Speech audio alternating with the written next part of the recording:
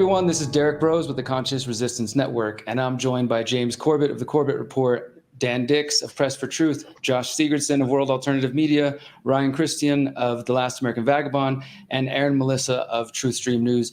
All people you should know by now, and if not, hopefully you'll follow their work after this. So we're getting together for a discussion because, well, first off, between all of us here, we've just doing the math. We've got about 80 years or so of independent media experience, activism, journalism, content creation. And each of these people here I respect. And if you follow their work or have followed their work, you'll see that they have been consistent through one administration in the United States and in Canada and elsewhere, and not falling for the garbage, looking at the bigger picture and, just staying consistent in that message. And I don't know about you guys, but when I started waking up and I found James and I found Dan and others, it seemed like to me, everybody at the time got it. Like, okay, Bush did this, and then Obama came in, he did the same thing. Okay, two-party system's a lie. And then this thing called Trump came along and broke a lot of people's brains. And we've been dealing with the situation now for almost 8 years, where there's people in our broader conspiracy realist, freedom movement, truth movement, whatever you want to say, who seem to have fallen hard for what I call the Trump deception. And after this recent assassination attempt, whatever it was, we're seeing that go to new levels, like people, comparing Trump to being chosen by God or Jesus or something like this. And that, in addition to things like Elon Musk and others, I just see so much propaganda that feels like at levels that we've never had before. And I wanted to get us all together to see if maybe we can pull apart some of this stuff and shine some light into this for those who are following along and scratching their heads and wondering what the heck is going on. So yeah, I know I said a lot, but that's kind of where I want to start. Anybody who wants to chime in, like generally speaking, are you guys seeing what I'm seeing? Are you seeing more propaganda, more people falling for the same old narratives, whether it's American politics or Canadian politics or any of the above? Yeah, it's a new narrative network. I mean, you had before CNN versus Fox News for the controlled opposition. Now you have mainstream media and alternative media. To be honest about what's happening right now, most people don't even realize they're in on it. I mean, most people are just going along with the new narrative and because it makes them feel comfortable, or maybe it's an opportunism and they get more money or viewership or whatever it might be. But we're definitely seeing it because suddenly we have a uniform independent media that is not really quite independent. They're going, well, if Biden is bad, Trump must be good, or RFK Jr. must be good. And of course, we're seeing that right now when we're seeing the narrative push for civil war that we're seeing in the United States and in the UK right now. It's this side or the other. And I think that has become a major problem among independent medias alike. And most of them basically being interconnected. It's like a promotion campaign between these guys that are at the top of independent media and get promoted at the top of algorithms on every website, like mainstream media does on YouTube. Well, I'll jump in. First, I just want to say I'm, honored to be here with all you guys. I mean, I'm easily the lowest guy in the totem pole in this crowd, so I'm happy to be here with all you. I think I agree. It's really interesting to see how this is all playing out because as I think David Icke, coined the kind of mainstream alternative media framing of that, and I really see that as kind of the culprit in all this. I mean, obviously, I agree with Josh. There's people that have good intentions that just don't realize that they're kind of falling into that trap. But the real culprit for me are the people that seem to, I think you even are where I got this term from, Derek, the team sport politics, where it has nothing to do with the actual truth, the outcome. It's just about winning, right? It's about beating the other side, about achieving certain ends and even lying for that, your truth or how you see it, but it's different than it has been, at least in my experience for a very long time, where it is suddenly this fever pitch of people that are, like you said, about Trump is suddenly sent by God or different overlaps that this is meant to overtake everything. And it's very alarming to see because I think a lot of good people who just want change are being taken advantage of. And that's always how that kind of plays, where they lean into your desperation. They manufacture that to achieve that end. And yeah, I mean, I think this is bigger than anything we've dealt with before, frankly, and we can get into it. I see it stemming from outside this country, but I think it's not really an unpopular, it's a common opinion, but where I think is the interesting point, but I'll leave it there. Yeah, I guess I can chime in. I think you can track this thing back a long time to pretty much back when we all began. You mentioned, we got a lot of years of experience between us. And back in around 2005, 2006, when we were all started getting going, there was something happening in the field of alternative media. There was a massive awakening happening. There were people becoming libertarian minded, anarchist minded. It was almost, freedom was in the air essentially. And I remember when all of a sudden, I felt that this was posing a problem for the powers that ought not be, but all of a sudden, Ron Paul came around, and everybody who was into this freedom movement and this guy who's championing for, end the Fed, had everybody getting behind him. And I think the powers that ought not be saw this as a potential issue, and in comes the reality TV star Donald Trump, the populist movement man, to kind of harness that energy and to funnel that energy that was happening at the time into a direction that's going to be more steerable, more easily controlled. Back then we were all talking about the false left right paradigm a lot, and not about making America great again, but about essentially dissolving the union and moving towards secession and moving towards decentralization. And with Trump coming on board, he's managed to miraculously flip that on its head completely. And everybody's fallen right back in line to the false left right paradigm. And maybe, as you said in the beginning, it takes people outside of that a cult of statism, a couple of Canadians, some people in Mexico, maybe people who aren't surrounded by all of that to see it for what it truly is. But I mean, I'm after watching cycle after cycle, it's phenomenal to me that people can't see what it really is. I mean, look at Kerry and Bush. Like when that happened, I was like, it's blatantly obvious now. You got two guys from the same secret society, Skull and Bones, little tiny Yale University, and they're running against each other for president. I thought that was like, okay, it's pretty obvious what's going on now. But miraculously, Trump has managed to undo everything. And that's why I think this is an important conversation to have, so we can undo the damage that's been done. Dan, you just hit on something that I've been thinking about recently, because when I first got into this, as people may or may not know, of course, I was a well-indoctrinated statist coming from that paradigm. So, the answer is vote third party, guys. We just need some kind of maverick outsider in the political system, whatever, all that garbage. As people know, I've drifted away from the most dangerous superstition and towards reality. So I no longer put my faith in, hey guys, vote harder this time. But in that time of the last decade or so of me realizing political reality and coming to that realization, it became more and more and more and more shocking to me. How could people, I get 18-year-olds, 20-year-olds, it's your first time ever voting in an election. Ooh, you've been indoctrinated your whole life. It's your big civic duty. It's going to change the world, all that nonsense. Okay, I get it.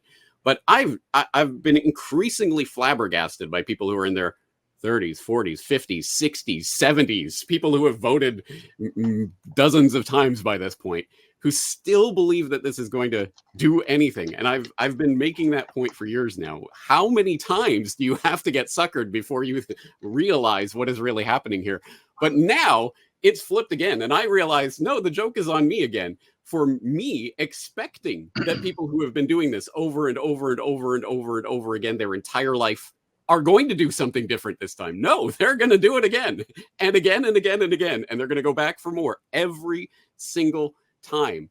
And I think I have to accept that fact. Yep. A lot of people are not going to accept political reality. They're going to keep going and voting for, which Santa Claus should run Christmas. Okay, great, guys. Go have your wonderful little party. Do your little once every 4-year ritual. It'll make you feel better for that day, whatever, or it'll make you feel terrible the next day, whatever it is. They get an I voted sticker. It's very important. Exactly. Oh, doesn't it feel so good? But no, okay, go do that. But my message now would be, okay, I don't care. I genuinely don't care, because your vote means nothing. It doesn't matter. It won't be counted, and it doesn't mean anything anyway. But if I could just ask those people out there who are so committed, yeah, I'm a statist, I'm going to vote, all that, spend 1/10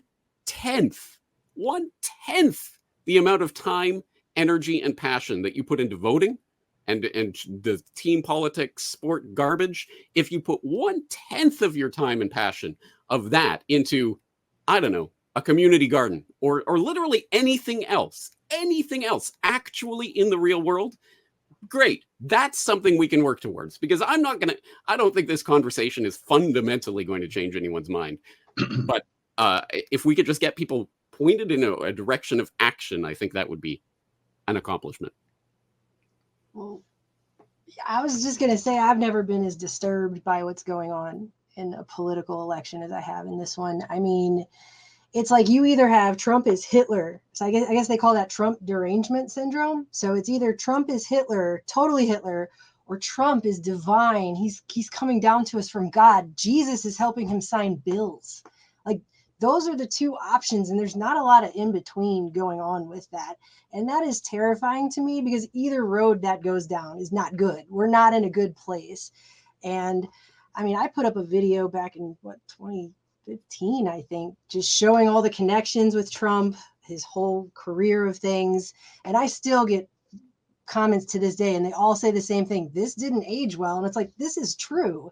This is all true stuff about this man. Like, how did it not age well? It's just the truth. You're overlooking it.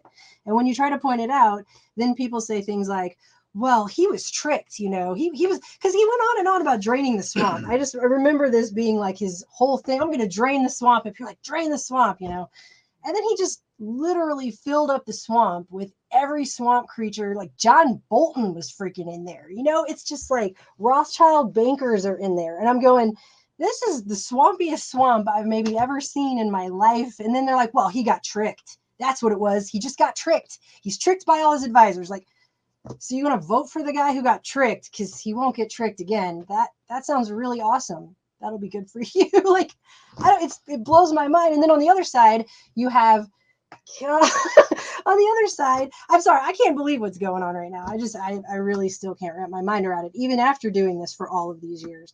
But on the other side, you have a woman who literally sounds like she showed up to school late and forgot what the assignment was every time she talks. And she's just like saying stuff. And then she's surprised by what she's saying out of her own mouth. And after, like, I don't know how many years they've been saying, we're going to save democracy. We're saving democracy. Joe Biden, every other 5 minutes, a vote for us is a vote for democracy and all this stuff, right? Then it's like, they just get him out of there and put her in there. Not a single I've won as many primaries as this woman. So, like, it's no good choices. It feels to me like and maybe this is how it's always been, and I'm just naive. Even at this age, I'm still just shocked by things. You think you won't get shocked, but I feel like I just keep getting shocked. But, we get to this point where it just feels like I've never before seen so transparently what seems like two elite factions just warring with each other behind a scapegoat. And that's it.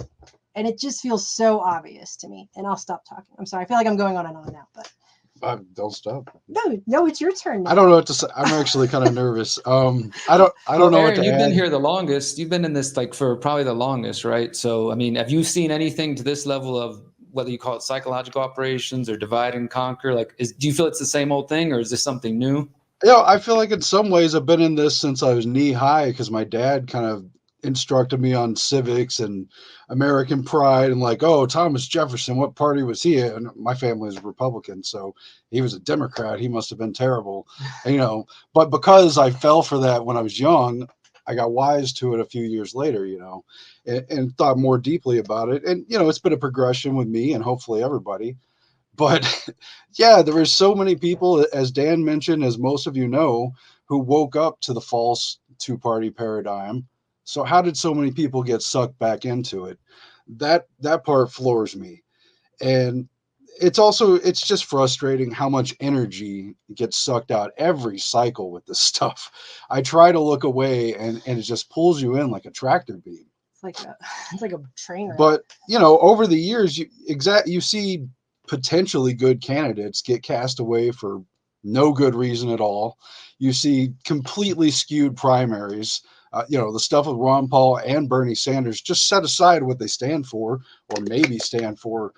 The procedure was ridiculous and would be illegal if there were real laws behind these elections. But when you get right down to it, it's private parties who organize these elections, and it's more like tradition than anything binding, except that when we vote, And if you look at the words, you go to the dictionary, you look to the old meanings, the etymology, voting is a wish. It's closely related to votary offerings, you know, and people get on board with the issues that they want to be for, that they believe in, that they project these candidates represent.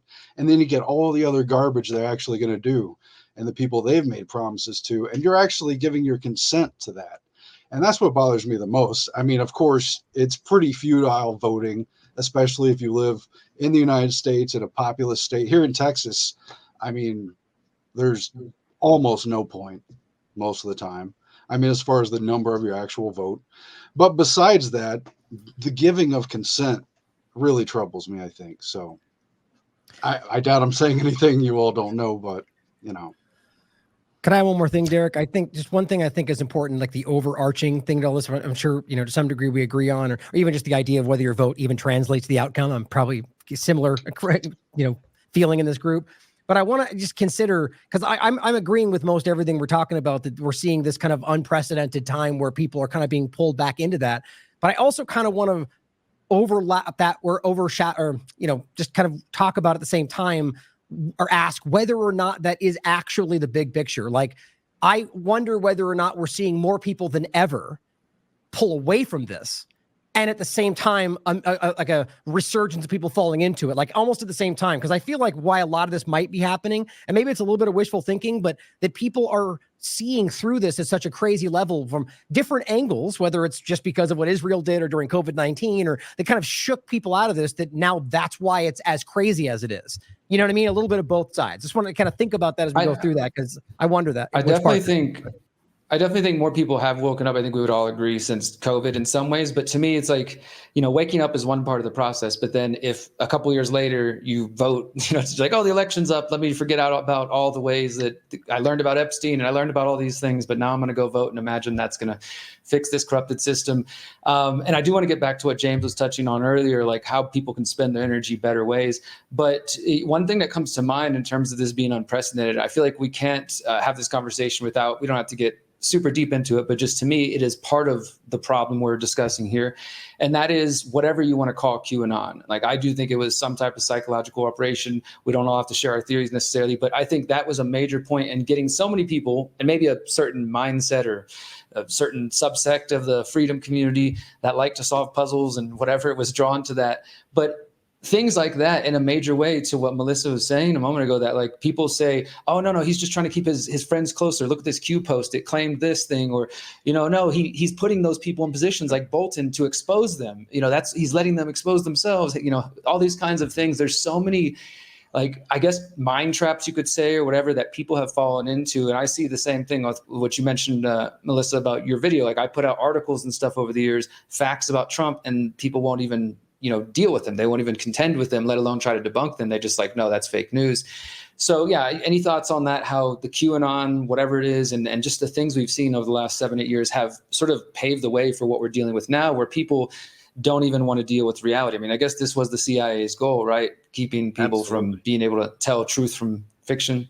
Well, Derek, I mean, one of the things I find amazing is that there are still QAnon people that exist today. I mean, they say we got to trust the plan, sit on our hands, wait for it. They're doing things behind closed doors. It's all good. Well, first, they've injected millions of children with deadly injections that are killing them at a record rate. So if we're just waiting on that, that's kind of crazy. Killing hundreds of thousands of people overseas, you know, poisoning the food supply, doing all this kind of stuff. What are we waiting for at this point after, what is it, 8 years, 9 years of QAnon now? I mean, it's absurd. But of course, that is how these psyops work, both in mainstream and alternative media. They have the controlled opposing factors that both keep people apathetic perpetually. And I mean, I know, Aaron, you were heavily involved in the Obama deception years ago, which was a kind of a renaissance at that time in independent media for, hey, we're talking about the left-right paradigm. It's great. I thought things were really going to shift around that time. I was wrong, because, of course, you jiggle some keys in front of a baby and they'll get distracted. What we've seen is we've moved into this new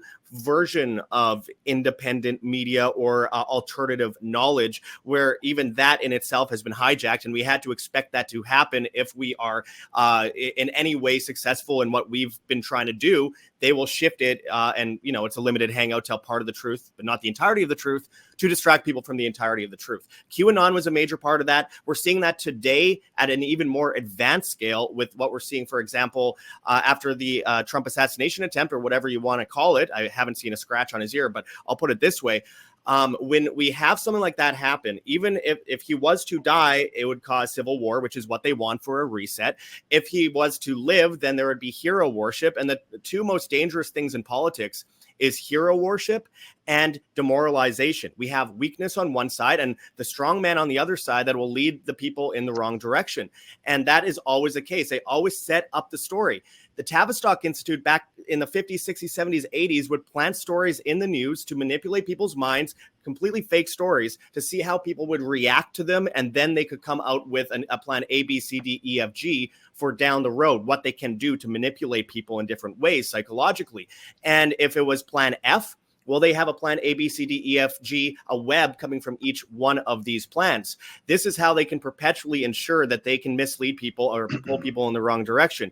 We see that with the attempt for civil war in the UK right now, where we have basically Israeli-funded protests on one side and the migrants that were shipped in because of attacks on the Middle East over the years and welfare state and all this kind of stuff, which Israel was heavily involved in, as they brag about. So now you have clashing factions, and you have people like Tommy Robinson and all these other fakes that are pushing this agenda forward. And people will say to me, well, then what's the solution? We can't just do nothing. Well, voting and sitting on your hands is doing nothing. Burning down cities so that the system wins is doing nothing. What's actually doing something is less convenient, so no one wants to do it because tyranny comes under the guise of convenience. So to actually win this battle for humanity, it doesn't involve voting for the system, to have a new plantation owner to do the same thing over again to you. It is to withdraw from the system as much as you can. Instead of sitting on your hands, be independent. Freedom isn't something you hold in your hands. You are free or you are not. It depends on your own decision making. So if you want to be free, you have to be independent. You can't be dependent on grocery stores, on banks, and all these things.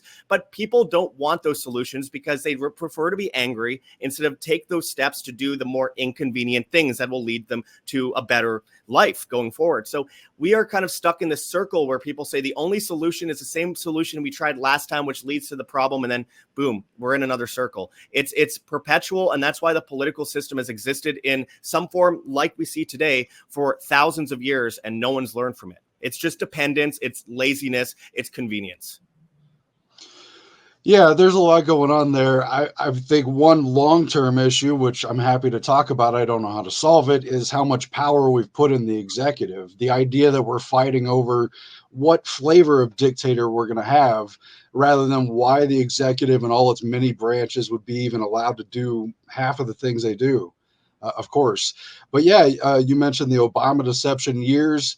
From my perception, from everything I knew, there was a pretty broad base of both left and right, middle leaning, pretty solid, wide spread of ground of people who were pretty well tired of the system, seeing through it, largely anti-Bush, but I don't think it stopped with Bush. I think it was really people ready to look further. I know Dan, I know James, Derek, we've all been in the area of studying who's behind the throne, the people connected to it, the secret meetings, the list of names and stuff. I think that was at least a healthier ground to dig into the details, and somehow they pulled everyone back away from that.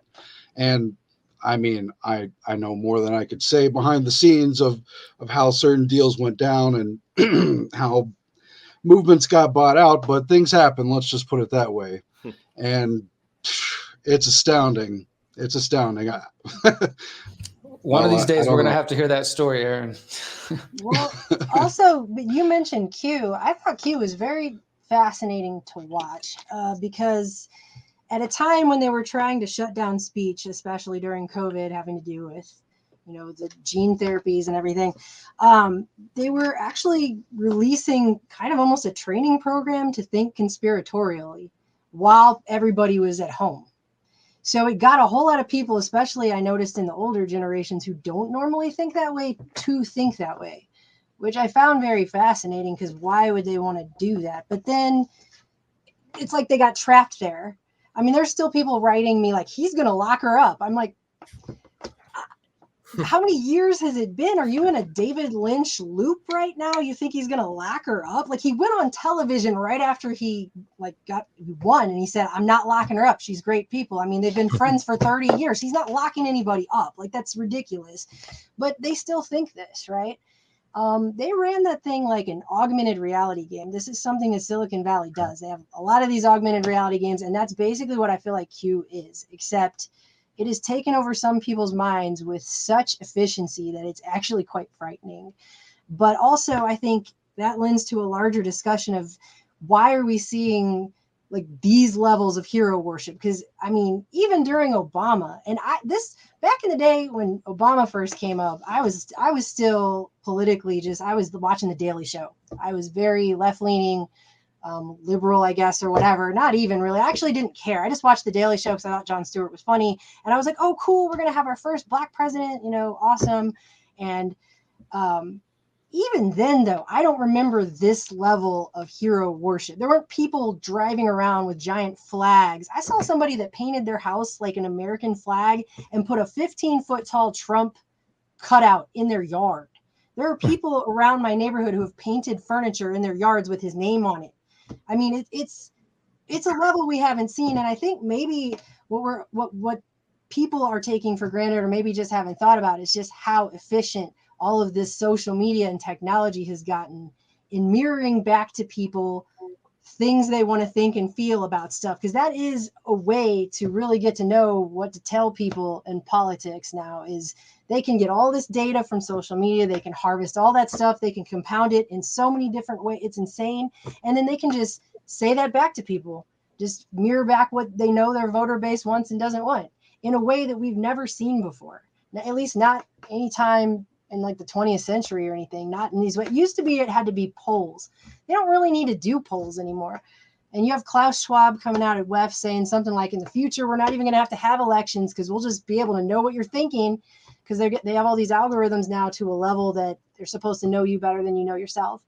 So, I mean, we're getting to a place where I don't even know how much longer this particular system is going to be able to hang on. And I think there's a lot of people who are really freaked out by that as well. Anything changing, right? After COVID, especially, they're like, I'm going to hang on to normal. I'm going to pretend like Joe Biden is normal for as long as possible. And it's like, he's obviously not okay. If your grandma was acting like this, you would be worried and concerned. This is our president, and you're acting like you don't see a problem with the things that are going. He's talking to air. There's nobody there. Like, he can't finish a sentence, and you're acting like you don't recognize that, and they're just, I've had people write me and say, people are just so scared of anything changing, anything else changing, that they will hold on to whatever this system is as it's like the Titanic sinking. They will be playing a violin on, just, they don't care. They don't want any, they're too afraid to even think about an alternative. So they will vote for the lesser of two evils or evil all day or whatever, because they're too scared to even think about anything being any different. Yeah, I want to make sure everyone has a chance to talk. It's 15 seconds. Something that Melissa said that really stands out there that I really think is important. She mentioned Klaus Schwab saying in the future, you will know who you want to vote for. You don't have to actually vote. This is something that the mainstream alternative media, as David I calls it, has been doing with Javier Milei, the Israel supporting, Paris Climate Accord signing so-called anarchist, who is now a hero of alternative media and is now rolling out a system so that they can predict crimes ahead of time and arrest culprits before they commit the crime. So this is the post-truth inverted world that we live in. And I just think it's interesting how people always fall for those fake alternatives. And we're seeing that right now across the board. Geert Wilders, Javier Milei, right. It goes on. It's okay. Josh, thank you for expanding this conversation back a little bit when you mentioned Tavistock in the 50s and stuff, because yeah, we can go back to 2008 or whatever, but no, let's go further back, because this is part of a plan. It's been written out, openly talked about. There's no conspiracy theorizing involved here. Just grab a book. They've written about this. They've talked about it. Tragedy and Hope, page 1247. The chief problem of American political life for a long time has been how to make the two congressional parties more national and international. The argument that the two parties should represent opposed ideals and policies, one perhaps to the right and the other of the left, is a foolish idea, acceptable only to doctrinaire and academic thinkers. They've been talking about this for over half a century at this point, laughing in the face of the suckers who get sucked into the political sideshow circus every 4 years. Pull the lever, that'll make your difference. And it doesn't matter. They admit it in their own words, their own writing, left, right, Democrat, Republican, Trump, Biden, Harris, whatever. It makes absolutely no difference whatsoever to the fundamental underlying agenda. They are laughing at you if you are the sucker who is going to pull that voting booth lever. I don't even know. I don't even know how it works, because I voted precisely once in my life, and I'm deeply ashamed of that. But anyway, I'm proud to say I've never voted. I can chalk that. I am proud to say I have not yet once ever voted in my life. And, I think what we need to point out here is the system isn't broken. The system is fixed. And if we want to fundamentally talk about what the problem is, democracy essentially is the problem. And, that brings up an interesting conversation about what do you replace this with? Because if you look at where this came from, with the money changers who are responsible for not just pulling the strings of the puppets, but for the very concept of democracy in the first place, this was coming from a time of aristocracy, of monarchies, when there was a hereditary class that would essentially, inherit the land and pass it on to their children. We're not talking a term of 4 years or 8 years or 10. We're talking life. So things were different then. So I'm not necessarily saying we need to move back to monarchies, per se, but I think we need to focus on the issue that fundamentally democracy has been coerced into co-opted in becoming the illusion of choice. And unless we realize that, nobody's going to move forward. And then maybe once we realize that, we can start talking about what's something that can replace democracy. So long as it's not centralized, if you just have a centralized system replacing a centralized system, it's just going to continue. So I think we need to fundamentally recognize that democracy is the problem in the first place. Then we can start thinking about where we need to go from there. I think this is where we are right now, though, and I agree completely. But I worry that this is what the powers that ought not be, I like that, are recognizing that we're getting to that point. That's how I see this. And that's my point from before, is I genuinely see more people in scattered ways, like definitely not seeing through the two-party illusion, or that voting doesn't have an effect, but seeing through certain big parts of these lies. And it's caused this kind of reaction that I think we all see in other discussions, but in a bigger way. This is like, you briefly mentioned like the post-truth world bullet point from the Bilderberg point. These kind of conversations are coming around that have been there for a long time. Casey and once Americans, everything they know is false, then our job will be done, or something like that. The paraphrasing of the CIA director is I think that's where this is getting to, where I think that's what QAnon is. Or other elements I usually see kind of Russiagate as kind of like the counterbalance to that, is driving us to a position as Melissa pointed out, to where you are leaning into the conspiratorial, assumptive, perception on everything, which there's a level of that, as we all know, to research is, kind of questioning and asking things and leaning into it, but trapping them in this point where it's the team sport politics level, but you're leaning into the fairy tale of it all, which is kind of part of that narrative, is that's what they frame all of us as. And you end up in this position where you're getting deeper into this illusion, which they then point to justify that we need to reimagine everything. And that's so I'm with you that we definitely need a change, but I caution about falling into that same trap for the people in that paradigm, because they'll quickly see it once they're told to see it, and then they have the solution in the wings. And that's kind of where I see that going, and that's why I see both happening simultaneously. That's just kind of how I read it anyway, where it's cause but also a positive. I want to just mention real quick, we were supposed to be joined by Whitney Webb tonight. She couldn't make it, but as far as Trump goes, and everybody here in this room is, I'm sure, well aware of this, but for those at home, if you support Trump and you've made it this far, it's worth reminding people that Trump's VP Trump being supported in numerous ways. I just wrote an article about how that's crossing over with Rumble and the Bitcoin community. A lot of it's coming from Peter Thiel and people connected to the PayPal mafia. Now all the right-wing big tech bros getting behind Donald Trump, and because they're calling him the crypto president. There's things like that that need to pay attention to, and more specifically why Peter Thiel matters, besides the whole Palantir surveillance, all seeing eye from the Lord of the Rings thing. He is, of course, continues to be a steering committee member of the Bilderberg Group. And I wrote about this in my latest article for TLAV, how on one hand, you've got the right-leaning, allegedly libertarian Peter Thiel, connected to Palantir, PayPal mafia, big tech, et cetera, funding Trump's VP candidate and involved in Rumble, and a steering committee member of the Bilderberg Group. And on the other side, this is, I think, a good example of that dichotomy. You've got people like Eric Schmidt, formerly of Google, who is, we're told, more left-leaning, Democrat-leaning, and he finances to the tune of millions of dollars the other side, the Democratic Party. But he also is a steering committee member of the Bilderberg Group. So you've got Schmidt on one side coming from Bilderberg, Thiel from one side coming from Bilderberg, both of them funding each side. It's like, I don't think there's a more clear example of what we're dealing with. Derek, what you point out is actually, so, okay, what Dan was pointing out, what Derek is pointing out there is all of a piece, in that the point of the illusion of the left-right voting and all of that is to get people constantly invested in the system every 4 years so that they can continue to be drawn along in whatever direction they wish, right? So there always has to be a narrative that will play into whatever is happening at the time that will get people to believe in the system again. So, for example, back in 2008, it was hope and change, all of that. We saw it worked. You know, many people bought into that. In 2020, 2016, 2024, that ain't going to work anymore. So what they've got to sell is something that plays into growing conspiracy awareness. So we see QAnon, for example. QAnon, okay, well, maybe that was a bit ham-handed, but it worked well enough, you know, back in the day.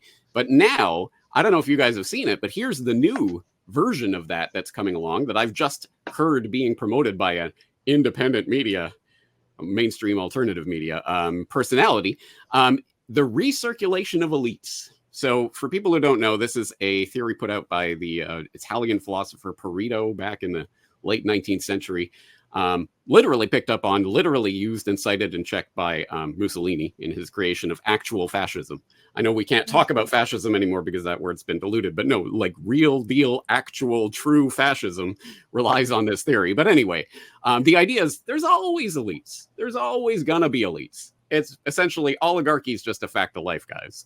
So what you want circulation of elites. You want them to change and war with each other so that, you know, you can get, basically you want the better kind of elites, the ones that'll more or less leave you alone. You want those people in power. And I literally heard one of these independent media experts the other day saying, no, you don't get it. Larry Fink, yeah, bad guy. Jamie Dimon is our friend. It's literally getting to that point. Oh, Mark Andreessen is the good tech guy, is working these things in the back. And don't worry, guys, these are the guys who will more or less leave you alone, and they just want to do business. So they're the good kind of elites that we got to be rooting for. This is the new narrative. You're going to be hearing this more in the coming months. And if you buy it, God bless you. I don't know what else to say. Well, and then you have Elon Musk, who's the guy who wants to put chips in your brain that's attached to a Pentagon-funded mesh network. And he's also a hero that we should all obviously trust and bow down to and do as he says because he's alternative. I was on a similar thought train there with, the system is obviously very broken, but how bad is the solution going to be in the way of technocracy, corporatocracy? I'm not even sure the government will forever continue the way it has been. It may be privatized in many respects. It may be decentralized in certain ways. They've talked about splitting up the United States into regions. And I think there's a danger, too, of localized centralization, even if it's broad-based and decentralized. So, I watch cautiously for what, quote, solutions are coming. And yeah, buying into tech bro heroes, it's a new level. If you're going to worship heroes, you're going to have a bad time. That's Well, what I've learned. So go ahead, Ryan. Well, I was just going to add the same, but back to the idea of kind of like manufacturing it. Typically the idea is that they have the solution in the wings and they get you to react. But it's like I feel like we're seeing a little bit of a different aspect of it. Like I remember this clip from Newt Gingrich, I think, like years ago. It was the first time I saw this, where he was speaking with a CNN person, and they were talking about a concept that was something that was shown with the data. I think it was about whether cities were safe or not. And she was like, well, this is the fact. Here's the data from the FBI. And he goes, no, that's wrong. And she goes, well, it's right here. And he goes, well, the people think otherwise. She's like, well, but here's the facts. And she's like, well, I'm going to go with what the people think, and let you go with the facts. And I was just like, wow, that was like, not even to get into whether the polls are right, but just going like, what a crazy statement. And so I think the whole QAnon and all the rest of this is about like building the conspiratorial thing they claim we are to push them into that direction where they're the ones clamoring for that very thing. So they're the ones putting forward the solution. And so you get them invested in an Elon Musk, excuse me, or a number of things like that. And then you essentially drive from within that same solution. And it feels like some kind of nationalist populist thing that we've created. And it's, just a 5th generation warfare kind of further aspect of it. And I think that's terrifying. I think a lot of this goes both ways, left and right, where it ends in the same place where you have a digital ID, a CBDC with carbon credit, social credit scores in a 15-minute city, whether it's a leftist climate hoax kind of narrative, or if it is a war, which of course is manufactured, where a lot of the patriots will say, we have to fight for America. We need food rations. We need these kinds of things, or else we're hurting our neighbor. We need to do this for America. And no matter which angle we go at, it ends in the Great Reset. It ends in technocracy. It's order out of chaos. And they've designed it really brilliantly. I've always said the government sucks at doing basically everything, but the people or the entities or whatever you want to call them, not just behind closed doors, but above that, are pretty genius in manipulating the populace on either side. Even some of the smartest people I know, sometimes I hear them say something and I think, how could you have fallen for that? How could you have fallen for this latest hoax? That's a news story. If it's all over the news, they want you to hear it. They want you to think it. Be very careful with everything that comes in, because it's all part of a long-term agenda that they've been working on for 100 years to bring us into a global technocratic super state. And whether it be the collapse of the dollar, the grid down, cyber false flags, destruction of the food supply, the climate agenda, pandemics, it all ends up in the exact same end goal, which is, of course, that total technocracy and the complete control under like a new Tower of Babel. I wanted to thank you for that, Josh. I wanted to just mention, Brian, you brought it up, 5th generation warfare, and James, I think you did a whole podcast documentary on it. And this is something I think that if those who are listening are not familiar with this, or even any of us here, it's the other missing piece of the puzzle that we're discussing. We're talking about QAnon and, we know about deep fakes and audio fakery and all these other stuff, but literally the idea that social media is the battlefield now, and our mind is the battlefield. I think that's really what this comes down to, and why we're seeing this ramping up of these operations. James, do you have something to add as far as 5th generation warfare and the role you think it's playing in everything we're talking about? Yeah, for people who haven't seen my work on that, corbettreport.com/5thgen, the numeral 5, THGEN. And I did a whole podcast on it because I think this is an incredibly important thing to understand. Sometimes it's framed as we are already in World War III, but this world war is the war of the elitists against us, the war of every government against its own citizens, in order to corral us into that technocratic nightmare that you're talking about there, Josh, of the 15-minute cities and smart grid and all of that. And so essentially, I won't go through it all, but there are different generations of warfare. Warfare has morphed over time. And 5th generation warfare is kind of this amorphous concept of what is it even? It's not soldiers lined up on a battlefield pointing guns at you. It's information warfare. It's biological warfare. It's economic warfare, et cetera, et cetera. But again, I think the important point to understand is that this is not about militaries fighting against each other. It's about governments essentially fighting against their own citizens. And Dan, we talked about that a few years ago with that Canadian Armed Forces PSYOP wolf sound nonsense. That was just, to me, that was just one of the most blatant examples. For people who don't know, look it up. Dan did a good video about that back in the day, where literally the Canadian Armed Forces are doing this psychological operation that they eventually had to come out and admit once it got reported on, that they were literally playing fake wolf sounds and other things and sending out letters to people in was it Nova Scotia, where they were trying to convince people, wolves are on the loose, be careful, guys, just to test how much they can put fear into their own citizens. That kind of gives you a bit of a a handle on what this actually is and what it looks like and where it comes from. And exactly right, Josh. I mean, yeah, governments are completely incompetent, but governments aren't what's running things. There are higher levels than that, and they are not, unfortunately, that incompetent. Well, as far as social media, I think a lot about some things that are not directly connected, but how much cults drive all the groups that we see. I know there's a lot of dedicated individualists here in our discussion, but people tend to join groups and look to leaders, and you've got your famous cults, but then it's basically any institution you've ever been part of. Once somebody gets abusive, it turns kind of cultic. And meanwhile, I know I'm probably just speaking from my frustration, but we've really been bubbled off to where if we're too bad of dissenters, we don't get heard by anybody that we might convince. I'm not even sure sometimes that we really are talking to anyone. We might just be mirrored back what we want to hear or expect to hear. God only knows, I suppose. But I think a lot about, man, I don't know. How fake It feels very gamed, I guess. phony. I mean, This is our the- account is surrounded by fake accounts. Like, it's surrounded by fake accounts, and we've actually just been doing experiments with these accounts just to see what is really going on. And it's like, I will post certain things at certain times. I do all kinds of experiments on these things because I'm just curious how it's working. And our account is surrounded by a bubble of accounts that are all coming from one place. I don't know anything more about it, but I don't even think they're real people. I'm not sure what it is. And there's definitely like a behavior nudging thing that has started to occur with a lot of this social media and the algorithm. And I've noticed it over about the last year that it's gotten more pointed. And so it's starting to be where like the abyss is really starting to stare back at people. And I'm not sure if they're really recognizing that or not. Yeah, this is something I'm really worried about. Yeah. Go ahead, Dan. Good. Well, just the self-censorship that's happening in the alternative media. I don't know if any of you guys have noticed that, but there's a lot of people in the mainstream alternative media now who are self-censoring, whether that was through, COVID and not saying certain keywords, or when it comes to talking about what they're doing to kids or what they're talking about the LGBT community, whatever it is, some people have been self-censoring and just to stay on the platform. You know what I mean? And I think polio disease and the carrot juice. What are you talking about?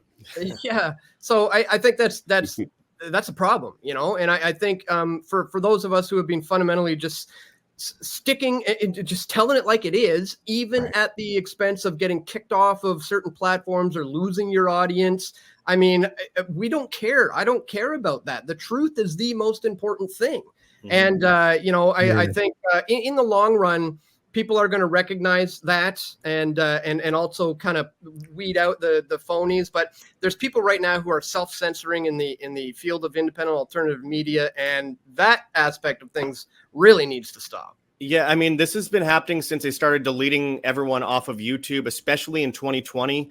And we all ended up in these echo chambers in a lot of places. Like, look, I love BitChute, I love Rumble and all these sites, but we end up in this place and then it's an echo chamber. And then they start censoring the echo chamber, at least on some of the alternative streaming video sites as well. And I do myself no favors by calling them out. I mean, when I look at the so-called mainstream alternative media, which David Icke was genius in putting forward, even though it's MAM and my media is WAM, it's a little too close for comfort, but I totally agree with him because what we're seeing right now is a new narrative network, and they do self-censor and they make themselves look like rebels while doing it. The same people like Luke Rudowski, who said everyone should wear masks and stay inside in 2020, are the new rebels and have a Patreon called Luke Uncensored, so that because I censor myself in public and I openly admit it. Or Tim Pool, who sounds like a perpetual fence sitter. I'm not afraid to call out the people's names.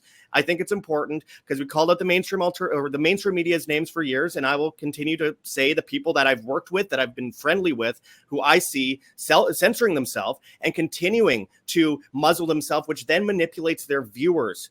Though I often think how many of those views on those view counters that we see are actually real anyway, even in the mainstream alternative media, never mind our more independent, more upfront and honest, uncensored independent medias, where our numbers have probably diminished to 20%, if not more, of what it used to be just in the past few years. Yeah, the whole Twitter Elon overlap is really concerning. Exactly what you were saying, Melissa, that it's something much darker and more surreptitious than what we've seen before of just censoring and kind of corralling.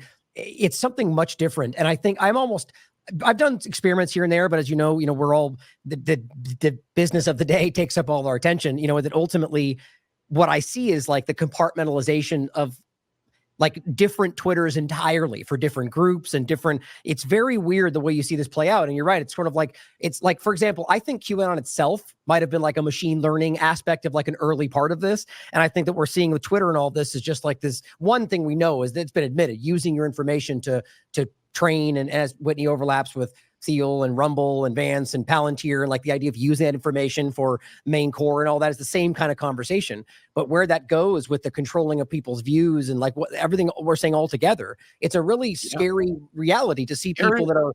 Go ahead. Aaron and Melissa, I know you guys picked up on it because I saw it in one of your videos, but I don't see a lot of other people picking up on it. Remember when Jack Dorsey said, "This isn't about free speech. This is about free will."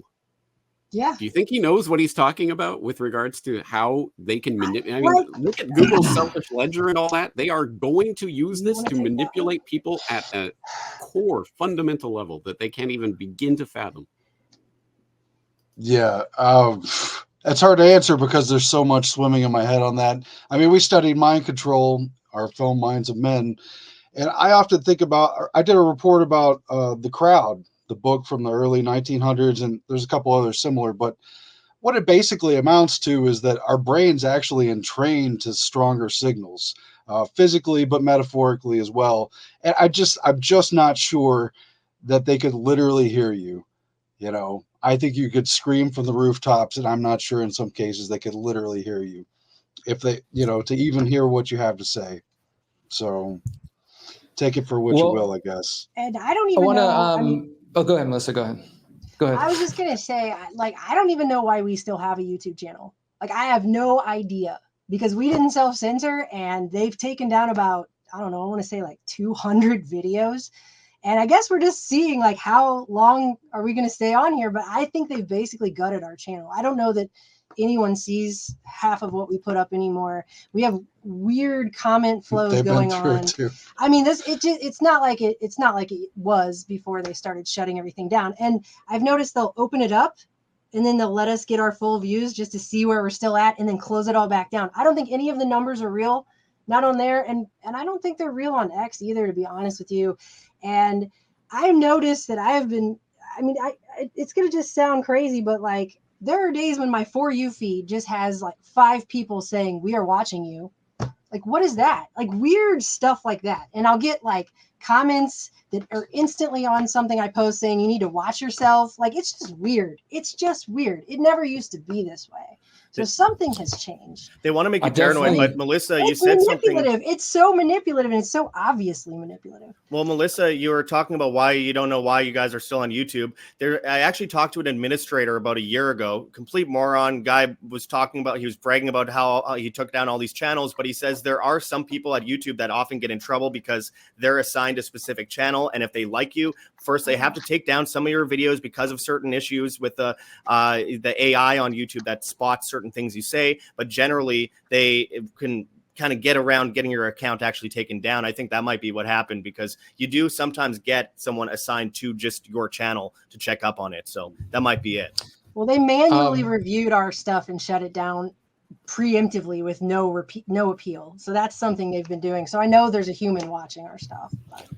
Josh, I wanted to mention something real quick that you touched on, which is naming names. I think that's important as far as that. I think that I could talk all day about the problems of the mainstream alternative media, clickbait, all the things that we've seen. And people, it's funny when somebody says, I've seen it on probably everybody's videos here and my own, if you are critical of Trump or somebody they're in that cult about, they say, you must get paid well to do this. When in fact, the people making a lot of money are the people who follow the Trump, the whole Trump narrative. So we're down to, though, about the last maybe 10, 12 minutes here to respect everybody's time. I know we're all in different time zones, and I want to make sure everybody gets to share at least one more time.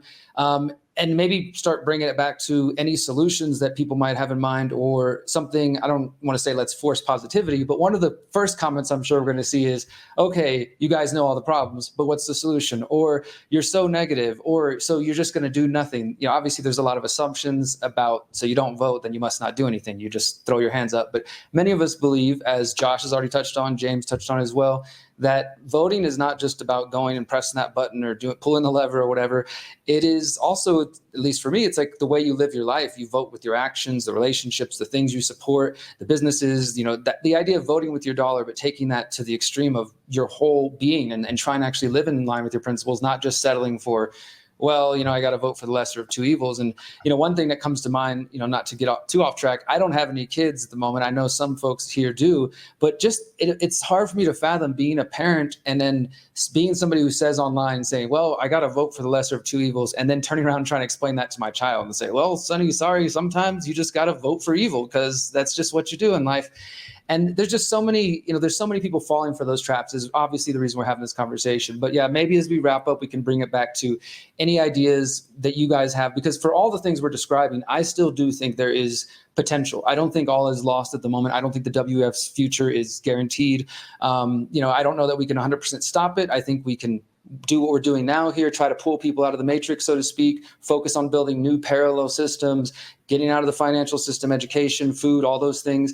That to me is kind of the bigger hope. That doesn't mean it's not worth trying. Obviously, each of us try in our own ways. But I just want to make it clear for folks who hear that and want to jump to the assumption of, oh, so you guys are just negative, or you think everything's doomed. Or sometimes I hear from people who say, okay, well, what you're saying might be true, but if Trump's really this bad guy, then we're screwed, because they've put all this faith in, like, he's the only one that can stop this. And I just want to make sure that people who are hearing this, if you have got this far, if you've worked through some of the cognitive dissonance and you're still with us at this point, to realize that Trump is not you, the government's not you, the prime minister's not you, the president's not you, that the answer is us. Like, it's not QAnon, it's not trusting the plan, it's each of us, everybody on this call, everybody in our audiences, coming together and pushing back against these narratives, and then pulling anybody else we can before it's too late. Maybe they won't be able to hear us, like Aaron was saying, but the ones who can hear as much as possible, you know. And I am a big believer in, as much as we are all digital content creators, putting out physical media in the real world, whether that's, you know, I can say, Aaron, back in the day, it was,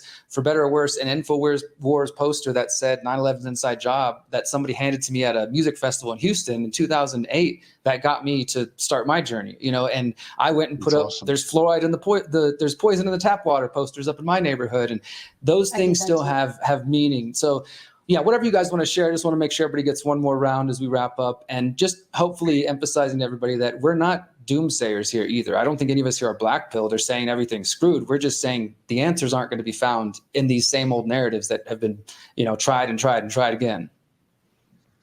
Yeah, I would say, unfortunately, the American people are faced with the situation now that if either, you know, Harris or Trump wins, the New World Order wins, and the agendas of the New World Order are going to continue.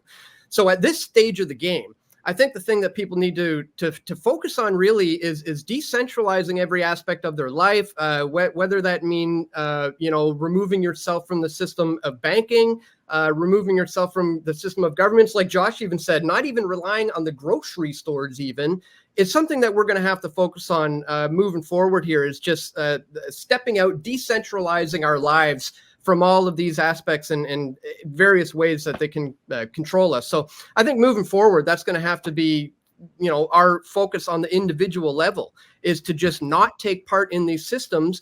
And then further from there, you know, you can, you know, anybody can do what everybody here on this panel is doing. It just really involves diving headfirst, getting into it, and taking a stab at it and starting to do it, you know. So I think, if you're on the fence, if you're thinking, hey, you know, maybe I should start doing something, you literally have the technology in your fingertips these days. You know, there's no excuse. What used to take, you know, millions of dollars and helicopters and editing vans, we can now do in a matter of minutes on our, you know, cell phones. So there's really no excuse anymore for, you know, not getting involved. If you're watching this and you're thinking, hey, I'm a fence sitter, you know, should I be getting into this? Yes. Just dive in head first. We need more people to be explaining, you know, the problems here, and obviously the solutions as well. So Yeah, take it one people step always say further things. Go ahead, Ryan. Take it one step further on that. So start with one kind of bad point, but then bring it back to the positive. Is as I think is very clear. My opinion is that your vote does not translate to the outcome. I think that's pretty self-evident. But that being the case, think about that for a second. And even if, as I think every side would argue that there are levers or that people cheat and it's, democracy being stolen. And the point being that if that's the reality, which I think it is, then as Dan is pointing out, then it comes back to the individual choice. And I know this is kind of the same old thing people tend to hear, vote with your dollar, but these aren't false statements just because it's what's commonly heard. I think it truly comes back to the small incremental choices of individuals. I even take the classic statement of, I think it comes from the larger quote of, if we change the tendencies of ourselves, the tendencies of the world will also change, otherwise known as be the change. I genuinely think that small choices like that, in more than just your dollar and around your politically, that just simple compassion, acting with kindness towards somebody, which then reverberates through the world. I think those things make a very large difference.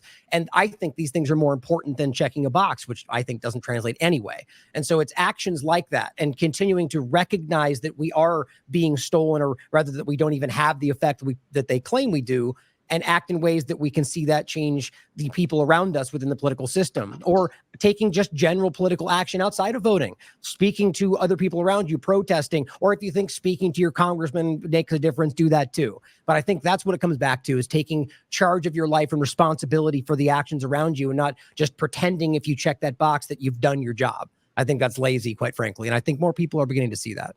Yeah, responsibility is a basis of humanity. It's individual responsibility, not collectivism. It's your freedom and your humanity and your responsibility are synonymous. They're the same thing. So, I mean, when I hear people say, well, it's left or right, you have to pick one. I say, no, it's government, or it's slavery versus freedom. And that's something I get to pick myself. And again, the way they can control us so much are by the things we're most dependent on, which of course are food, water, shelter, our ability of safety, of course, money and communication. And if they can control all those in one way through a new technocratic system, then we are in very big trouble. I am very, very positive long term. I think things will get worse before they get better, but they will get better.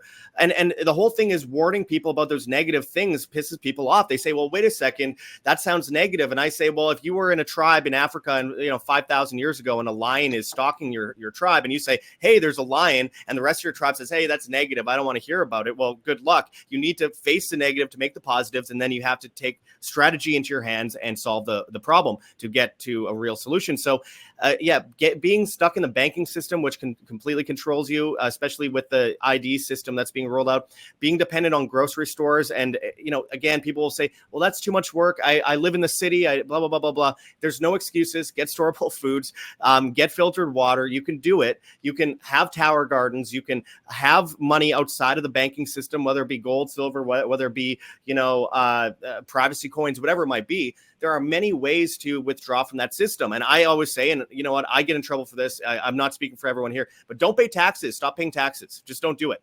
You do not owe the government anything to steal your money, to go off and kill people overseas and enslave you and lock you down. Just don't do it. That's one of the main ways they control you.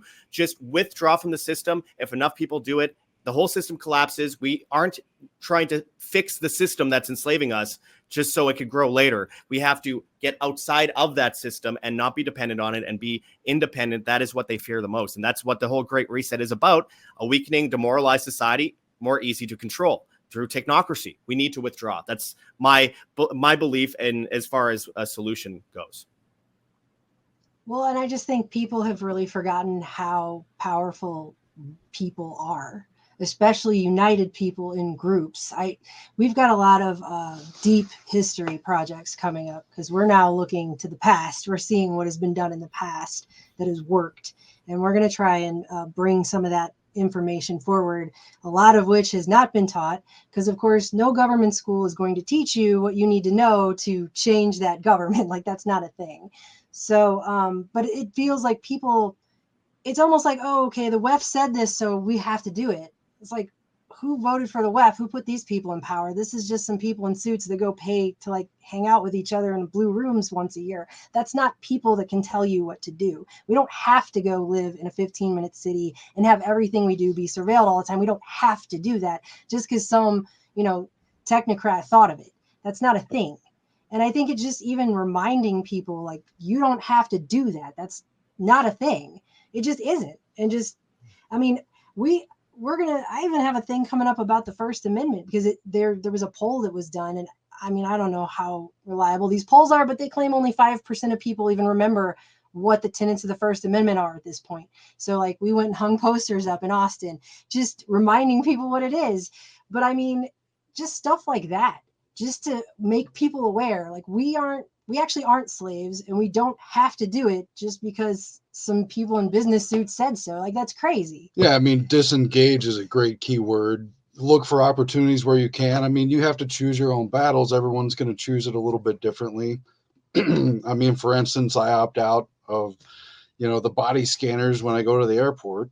Just for one, I never see anyone else do it, but I do. I stick with that. I've tried to grow my own food. I didn't get as far as I wanted on that.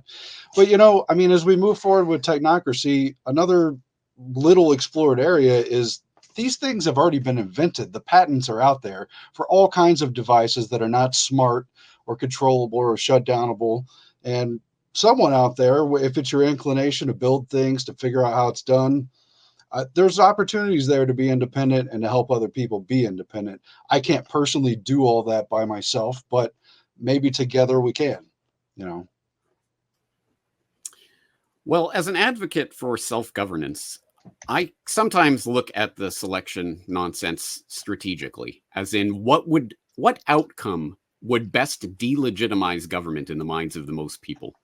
And so from that perspective, I could imagine various outcomes to this election in the US there that might have good effects.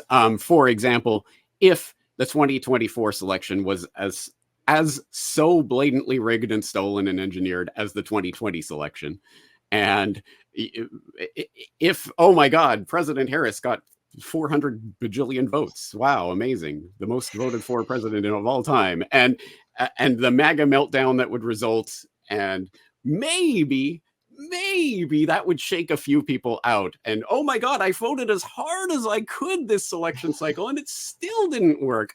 Unbelievable. I know it was rigged and totally nonsense back in 2020, but gosh darn it, I'm going to try again even harder this time. So I can think of those kinds of scenarios. But that, to a certain extent, that misses the point, because this is none of this, absolutely none of it has to do with facts. Maybe the most important thing that was pointed out in this conversation, Ryan, when you brought up that Newt Gingrich clip talking about, whatever, the facts schmacks, I'm going what the people think, because you cannot rationally argue someone out of a position that they didn't rationally come to. Right? This isn't about rational thinking. This isn't about it's about narrative. That is the governing principle of our lives. We live by narratives. And so what we need is a narrative that, okay, whatever, vote if you want.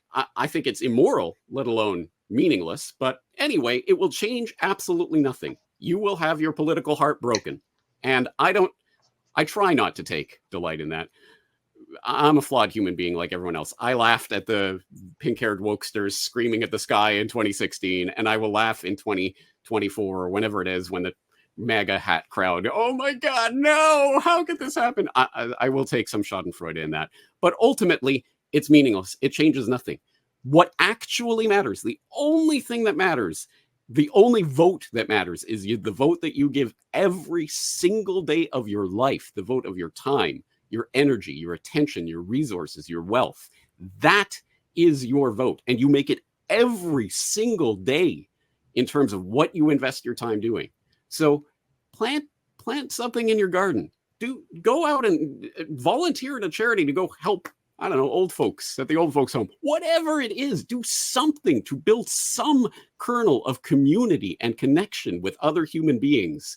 And if you spend, as I say, take 1/10 of the energy that you put into the voting nonsense and put it into that kind of meaningful activity, we will instantly, overnight, have a better world. Beautifully said, everybody.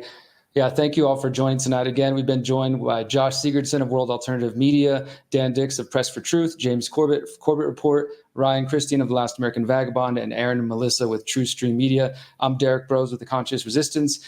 I think we've all said it well enough. At this point, you guys know what to do. It is hard. Freedom is hard. It's not easy, as we've all stated, but if we're going to care about ourselves, let alone maybe our children or people coming after us that we may never meet, then we need to do something, because clearly there are many people out there listening to this conversation who are going to hear it, who consider themselves awake and aware. But I think we're well past the point of just being awake. That awake is not enough. You have to be activated. You have to be actively taking a part in this battle for the future, for a better humanity. So thank you guys for tuning in. Ryan, you want to close this out? Well, I think this is powerful. You know, like I said, I'm honored to be here with all of you guys. And James is always very inspirational. And I think that this is reaching people. To end with that positive. I mean, I don't know. I can't even sense whether you guys even think I'm crazy for saying this, but I genuinely think that there are more people seeing through particular parts of this than I've ever seen doing this.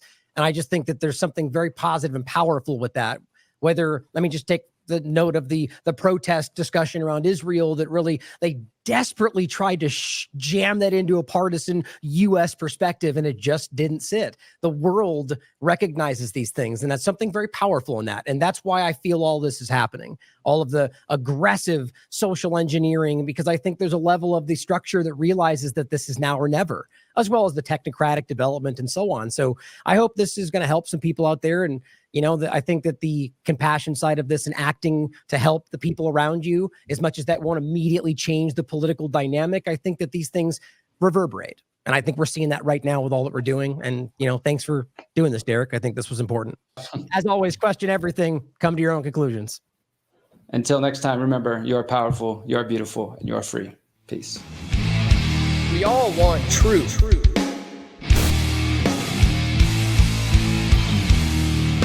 The truth will set you free.